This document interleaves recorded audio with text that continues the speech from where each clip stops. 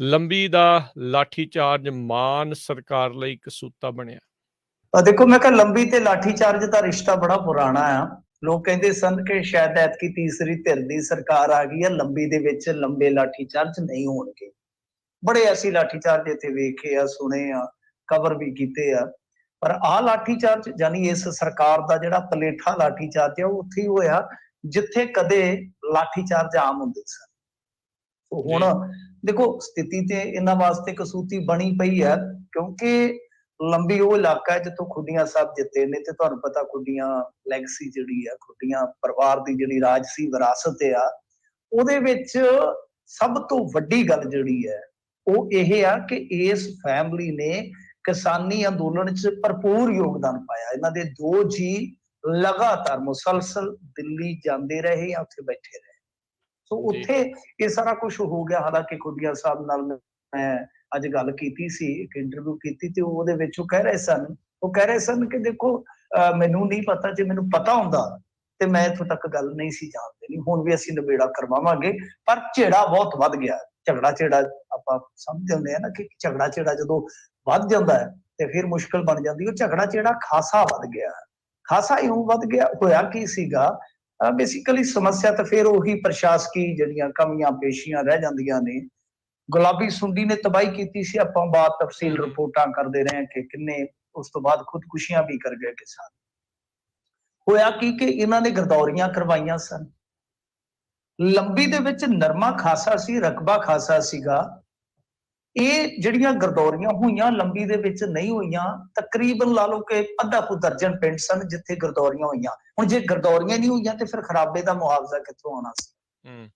ਹੁਣ ਕਿਸਾਨਾਂ ਦੀ ਮੰਗ ਇਹ ਆ ਕਿ ਪਹਿਲੀ ਗੱਲ ਤੇ ਇਹ ਆ ਕਿ ਤੁਸੀਂ ਬੜਾ ਵਿਤਕਰਾ ਕੀਤਾ, ਲੰਬੀ ਦੇ ਵਿੱਚ ਨਰਮੇ ਹੇਠਲਾ ਰਕਬਾ ਕਾਫੀ ਸੀ, ਖਾਸਾ ਸੀ, ਤਾਂ ਤੁਸੀਂ ਗਰਦੌਰੀਆਂ ਨਹੀਂ ਕਰਵਾਈਆਂ। ਤੇ ਦੂਜੀ ਗੱਲ ਇਹ ਆ ਕਿ ਜਿਨ੍ਹਾਂ ਦਾ ਮੁਆਵਜ਼ਾ ਮਿਲਣਾ ਵੀ ਸੀਗਾ, ਇਹ ਤੁਹਾਨੂੰ ਪਤਾ ਹੋਣਾ, ਯਾਦ ਮੈਂ ਕਰਵਾ ਦੇਵਾਂ, ਤੁਹਾਡੀ ਦ੍ਰਿਸ਼ਟੀਗੋਚਰ ਕਰ ਦੇਵਾਂ ਕਿ ਜਦੋਂ ਚਰਨਜੀਤ ਸਿੰਘ ਚੰਨੀ ਵਾਲੀ ਸਰਕਾਰ ਐਨ ਆਖਰੀ ਪੜਾਅ ਤੇ ਸੀ, ਚੋਣ ਜ਼ਾਬਤੇ ਤੋਂ ਪਹਿਲਾਂ ਕਿਸਾਨ ਆਗੂਆਂ ਦੇ ਨਾਲ ਮੀਟਿੰਗ ਵੀ ਹੋਈ ਸੀ ਔਰ ਕਿਸਾਨ ਆਗੂਆਂ ਨੇ ਬਾਕਾਇਦਾ ਆ ਕੇ ਗੱਲ ਦੱਸੀ ਸੀਗੀ ਕਿ ਦੇਖੋ ਜੀ ਸਰਕਾਰ ਮੰਨ ਗਈ ਆ ਮੁਆਵਜ਼ਾ। ਉਹ ਕਹਿੰਦੇ ਕਿ ਅਸੀਂ ਜੋ ਡੀਸੀ ਹੈਗੇ ਉਹਨਾਂ ਨੂੰ ਪਵਾ ਦਿਆਂਗੇ ਤੇ ਬਹੁਤ ਜਲਦੀ ਕਿਸਾਨਾਂ ਪੀਕ ਅਪੜਦਾ ਹੋ ਜਾਊਗਾ। ਹੁਣ ਕਿੱਥੇ ਚੋਣ ਜ਼ਾਬਤਾ, ਕਿੱਥੇ ਇਲੈਕਸ਼ਨ ਵੀ ਲੰਘ ਗਿਆ ਤੇ ਉਸ ਤੋਂ ਬਾਅਦ ਫਿਰ ਹੁਣ ਤੁਹਾਡੇ ਸਾਹਮਣੇ ਸਰਕਾਰ ਜਿਹੜੀ ਹੈ ਉਹ ਨਵੀਂ ਚੱਲਦੀ ਪਈ ਆ। ਹੁਣ ਇਹਦੇ ਵਿੱਚ ਦਿੱਕਤ ਇਹ ਆ ਕਿ ਜਿਨ੍ਹਾਂ ਨੇ ਮਤਲਬ ਕਿ ਮੁਆਵਜ਼ੇ ਦਾ ਹੱਕ ਹਾਸਲ ਵੀ ਕੀਤਾ ਉਹਨਾਂ ਨੂੰ ਨਹੀਂ ਮਿਲਿਆ ਹਾਲ ਦੀ ਘੜੀ। ਉਹ ਜਿਹੜੇ 6-7 ਪਿੰਡ ਹੈਗੇ ਨੇ ਲੰਬੀ ਦੇ, ਤਾਂ ਇਸ ਮੰਗ ਨੂੰ ਮੱਦੇਨਜ਼ਰ ਰੱਖ ਕੇ ਕਿਸਾਨ ਜਿਹੜੇ ਆ ਉਹ ਇੱਥੇ ਨਾ ਲੰਬੀ ਦੇ ਬਾਹਰਲੇ ਪਾਸੇ ਇੱਕ ਤਹਿਸੀਲ ਹੈਗੀ ਹੈ ਛੋਟੀ ਜੀ, ਸਬ ਤਹਿਸੀਲ ਕਹਿ ਸਕਦੇ ਆ, ਤਾਂ ਉਹਦੇ ਵਿੱਚ ਗਏ ਸਨ। ਜਦੋਂ ਉੱਥੇ ਗਏ ਨੇ ਤਾਂ ਮਸਲਾ ਇਹ ਹੋਇਆ ਕਿ ਇਹਨਾਂ ਨੂੰ ਇਹ ਸੀਗਾ ਕਿ ਜਿਹੜਾ ਨਾਇਬ ਤਹਿਸੀਲਦਾਰ ਆ ਉਹਨੂੰ ਕਿਤੇ ਆਸੇ ਪਾਸਿਓਂ ਕੱਢ ਨਾ ਦੇਣ ਪ੍ਰਸ਼ਾਸਨ ਵਾਲੇ। ਇਹ ਫਿਰ ਅੰਦਰ ਚੱਲ ਗਏ ਕੰਪਲੈਕਸ ਦੇ ਵਿੱਚ ਤੇ ਉਹ ਉੱਥੇ ਤੜ ਗਏ, ਇੱਕ ਤਰ੍ਹਾਂ ਨਾਲ ਕਹਿ ਲਈਏ ਤੜਕੇ ਰਹਿ ਗਏ। ਤੇ ਰਾਤ ਨੂੰ ਇਹਨਾਂ ਨੇ ਫੋਰਸ ਵਗੈਰਾ ਸੱਦ ਕੇ ਤੇ ਉੱਥੇ ਲਾਠੀਚਾਰਜ ਕਰਵਾ ਦਿੱਤਾ, ਜਿਹਦੇ ਚ ਤਕਰੀਬਨ ਅੱਧੀ ਦਰਜਨ ਕਿਸਾਨ ਜਿਹੜੇ ਜ਼ਖਮੀ ਨੇ ਤੇ ਹਸਪਤਾਲ ਦੇ ਵਿੱਚ ਜ਼ੇਰੇ ਇਲਾਜ ਨੇ। ਉਸ ਤੋਂ ਬਾਅਦ ਹੋਇਆ ਕੀ ਆ, ਕਿਉਂਕਿ ਜਦੋਂ ਮਤਲਬ ਕਿ ਤੜੇ ਅਫਸਰ ਤੜੇ, ਨਾਇਬ ਤਹਿਸੀਲਦਾਰ ਤੜਿਆ, ਇਹਦੇ ਚ ਹੁੰਦਾ ਕੀ ਆ ਕਿ ਰੈਵਨਿਊ ਡਿਪਾਰਟਮੈਂਟ ਹੈ ਨਾ ਜਿਹੜਾ, ਇਹਨਾਂ ਦੀ ਆਪਣੀ ਏਕਤਾ ਬੜੀ ਆ। ਅੱਗੇ ਵੀ ਅਸੀਂ ਸਟ੍ਰਾਈਕਾਂ ਵੇਖੀਆਂ ਨੇ ਇਹਨਾਂ ਦੀਆਂ, ਇਹਨਾਂ ਨੇ ਨਾਲ ਦੀ ਨਾਲ ਧਰਨੇ ਮੁਜ਼ਾਹਰੇ ਸ਼ੁਰੂ ਕਰ ਦਿੱਤੇ। ਮਤਲਬ ਕਿ ਅਫਸਰਸ਼ਾਹੀ ਜਿਹੜੀ ਆ ਦਬਾਅ ਚ ਆਈ, ਲਾਠੀਚਾਰਜ ਹੋ ਗਿਆ। ਉਸ ਤੋਂ ਬਾਅਦ ਵੀ ਇੱਕ ਪਾਸੇ ਅੱਜ ਕਿਸਾਨ ਧਰਨੇ ਤੇ ਬਹਿ ਗਏ ਤੇ ਦੂਸਰੇ ਪਾਸੇ ਰੈਵਨਿਊ ਡਿਪਾਰਟਮੈਂਟ ਵਾਲਿਆਂ ਨੇ ਵੀ ਹੜਤਾਲ ਕਰ ਦਿੱਤੀ। ਸੋ ਜਿਵੇਂ ਮੈਂ ਕਿਹਾ ਕਿ ਉਹਨਾਂ ਦੀਆਂ ਅੱਗੇ ਵੀ ਹੜਤਾਲਾਂ ਵੇਖਣ ਨੂੰ ਮਿਲੀਆਂ।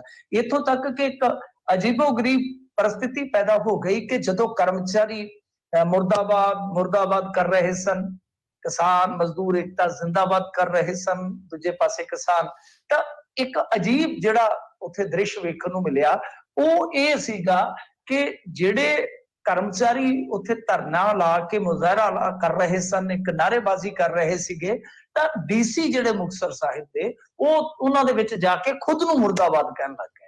ਇਸ ਤੋਂ ਬਾਅਦ ਉਹਨਾਂ ਨੇ ਕਿਹਾ ਕਿ ਲਓ ਆ ਜਾਓ ਹੁਣ ਤੇ ਮੇਰੇ ਨਾਲ ਗੱਲ ਕਰ ਲਓ। ਤਾਂ ਡੀਸੀ ਦਾ ਇਹ ਅੰਦਾਜ਼ ਜਿਹੜਾ ਉਹ ਸਾਰਿਆਂ ਨੂੰ ਟੁੰਬ ਗਿਆ ਕਿ ਕਮਾਲ ਦਾ ਅਫਸਰ ਹੈ, ਖੁਦ ਨੂੰ ਮੁਰਦਾਬਾਦ ਕਹਿ ਕੇ ਕਹਿੰਦਾ ਕਿ ਆ ਜਾਓ ਆਪਾਂ ਹੁਣ ਟੇਬਲ ਤੇ ਚੱਲੀਏ। ਤਾਂ ਆ ਹੈ ਸਾਰੀ ਸੂਰਤ ਹਾਲ ਕਿ ਇੱਥੋਂ ਗੱਲ ਜਿਹੜੀ ਵਿਗੜੀ ਆ। ਪਰ ਤਾਜ਼ਾ ਅਪਡੇਟ ਇਹ ਆ ਕਿ ਕਿਸਾਨਾਂ ਤੇ ਲਾਠੀਚਾਰਜ ਵੀ ਹੋ ਗਿਆ ਤੇ ਕਿਸਾਨਾਂ ਤੇ ਪਰਚਾ ਵੀ ਹੋ ਗਿਆ।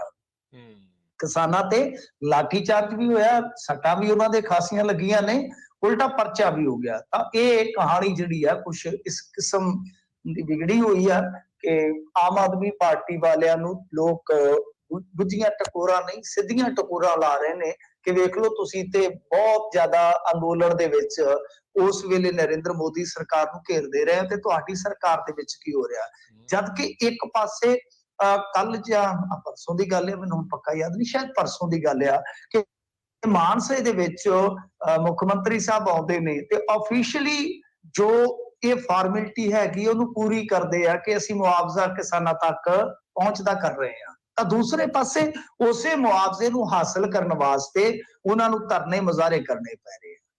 ਸੋ ਇਹ ਸੂਰਤ-ਏ-ਹਾਲ ਹੈ। ਇਹ ਸਾਰੀ ਇਸ ਕਹਾਣੀ ਦੀ ਕਹਾਣੀ ਹੈ ਜਿਹੜੀ ਮੈਂ ਪਰਦੇ ਦੇ ਪਿਛਲੇ ਦੀ ਕਹਾਣੀ ਤੁਹਾਨੂੰ ਦੱਸੀ ਹੈ ਕਿ ਕਿਸ ਤਰ੍ਹਾਂ ਉੱਥੇ ਇੱਕ ਧਰਨਾ ਲੱਗਦਾ ਆ, ਉਸ ਧਰਨੇ ਨੂੰ ਚੁਕਵਾਉਣ ਵਾਸਤੇ ਲਾਠੀ ਚਾਰਜ ਹੁੰਦਾ, ਉਸ ਤੋਂ ਬਾਅਦ ਫਿਰ ਦੋਵੇਂ ਧਿਰਾਂ ਧਰਨੇ ਤੇ ਜਾਂਦੀਆਂ, ਉਸ ਤੋਂ ਬਾਅਦ ਫਿਰ ਪਰਚਾ ਹੁੰਦਾ ਤੇ ਹਾਲ ਦੀ ਘੜੀ ਕਹਿ ਲਓ ਕਿ ਗੱਲ ਵਿੱਚ ਵਿਚਾਲੇ ਹੀ ਆ।